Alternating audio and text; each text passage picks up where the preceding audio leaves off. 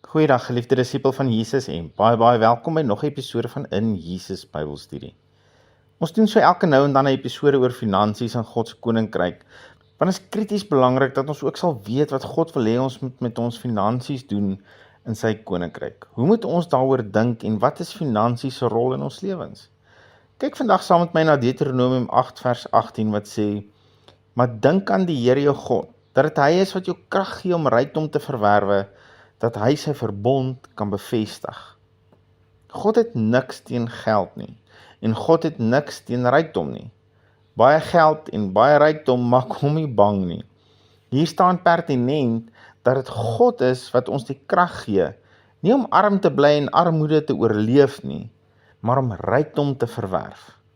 Ons rykdom kom van hom af. Rykdom vir ons as sy kinders kom nie van die bose af nie. Dit kom uit die krag wat God ons gee. Wat God wel nie wil hê nie, is dat rykdom en geld ons sal hê.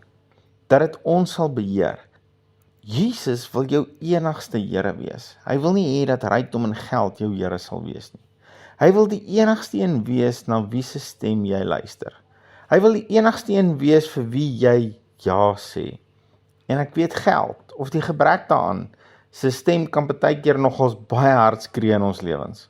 Maar God sê in hierdie vers dat dit hy is wat aan ons die krag gee om rykdom te verwerf. So ons rykdom kom van hom af. Dit kom van die vermoë af wat hy aan ons gee. Maar dan sê hy ook vir ons nogal spesifiek, waarvoor is hierdie rykdom? Dis sodat hy sy verbond kan bevestig. Maar dink aan die Here jou God, dat dit hy is wat jou krag gee om rykdom te verwerwe, dat hy sy verbond kan bevestig.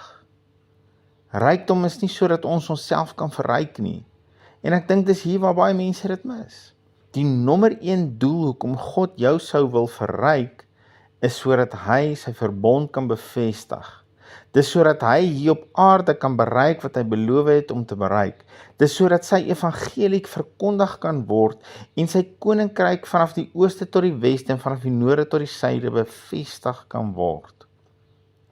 Kyk wat is God se belofte aan Abraham in Genesis 12 vers 2. En hou in gedagte, ons is nog deel van hierdie verbond. God sê, en ek sal jou 'n groot nasie maak, en jou seun en jou naam so groot maak, dat jy 'n seun sal wees. Hy beloof Abraham dat hy hom sal seën. Maar hoekom? Sodat hy weer 'n seun sal wees. Ek sal jou seën, sodat jy 'n seun sal wees. Kan jy sien wat is die doel van die seun? Sodat hy weer op sy beurt 'n seun vir ander sal wees. En God se hart rondom hierdie is steeds dieselfde. Sy hart is steeds om my en jou te seën, sodat ons 'n seun sal wees. Hy is 'n baie goeie pa. En hy brand om vir jou baie goed te wees. As God weet hy kan jou vertrou met sy seëninge, en ek wil glad nie God se seën beperk tot slegs materiële of finansiële nie. Dit kan en sal baie ander vorms van seën ook inneem, maar vir die tema van hierdie studie praat ons spesifiek van geld en besittings. As God weet, hy kan jou vertrou dat wanneer hy jou seën, jy nie net vir jouself groter skure gaan bou om meer en meer goed te kan bymekaar maak nie, maar dat jy vir hom 'n kanaal sal wees waardeur hy weer ander mense kan seën. Dan gaan hy jou verseker meer en meer gebruik. Onthou, God is nie in die besigheid om vervalste geld te maak om ander mee te bless nie. Hy gebruik mense. Mense gee vir mense geld. Hy gebruik my en jou. As hy iemand wil bless of bederf, gaan hy my en jou vra. Dis hoe hy mense seën. Dis hoe hy gekies het om vir sy kerk te sorg deur my en jou. Ek het al op verskeie kerkrade gedien in my lewe. En ek het nou al vir 10 maande my eie kerk. En ek kan jou verseker, ek het nog nooit gesien dat geld net uit die lug uitval in 'n bankrekening in nie. Ek het wel al 2 keer in die laaste jaar beleef hoe dat God onder andere my huishuur betaal het. Maar hy het elke keer mense gebruik om dit te doen.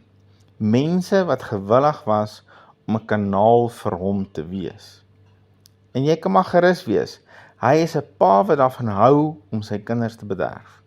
Wanneer hy sien dat jy bereid is om vir hom 'n gewillige kanaal van blessings te wees, sal hy sorg dat daar altyd vir jou ook genoeg en ekstra sal wees.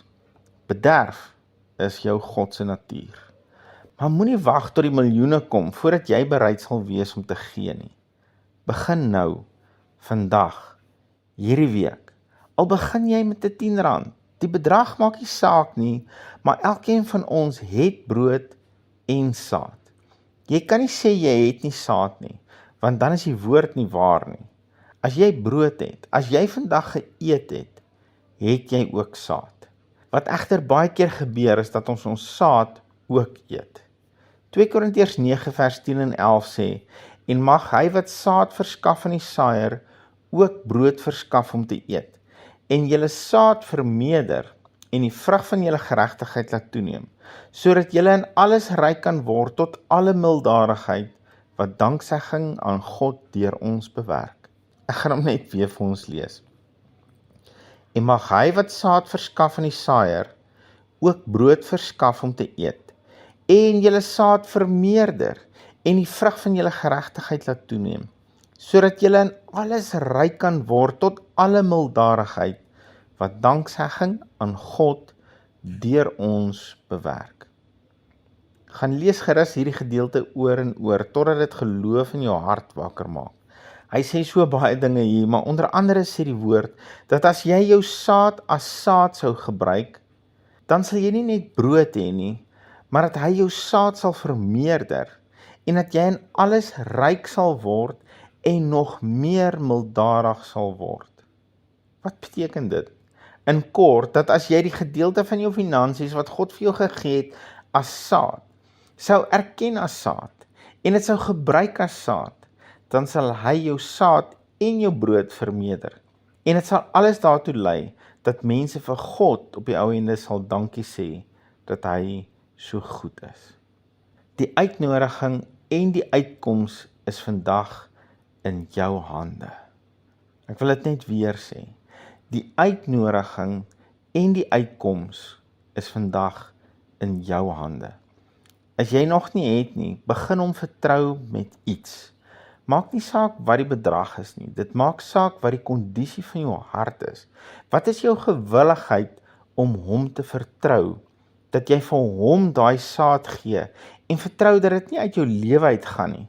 Dit mag dalk tydelik uit jou beursie uit wees, maar dis nie uit jou lewe uit nie, dis in jou landery geplant in sy koninkryk, en jy vertrou hom vir nog meer saad, om volgende maand te kan saai, en ook vir 'n bietjie meer brood vir jou. Is jy bereid om hom te vertrou met jou saad? Kan hy jou vertrou met die saad wat hy jou gegee het? Here, dankie dat u woord ons vandag kom verseker. Ons het brood en ons het ook saad. Help ons om die twee te kan onderskei. Help ons om te kan sien watter gedeelte is brood vir ons en watter gedeelte is saad vir u koninkryk, vir u verbond, sodat u kan doen wat u wil doen. En dat ons saad daarvoor sal gebruik, Here, en u vertrou om ons saad in die toekoms te vermeerder en ook daarmee saam ons brood te vermeerder. Dankie, Here, u is 'n betroubare God, ons kan nie vertrou, u sal ons nooit in die steek laat nie. En dankie dat u woord ook vandag geloof vir hierdie saad in ons harte kom wakker maak. In Jesus naam, amen. Geliefde van Jesus, hou jou oog op Jesus en jou neus in sy woord. Shalom.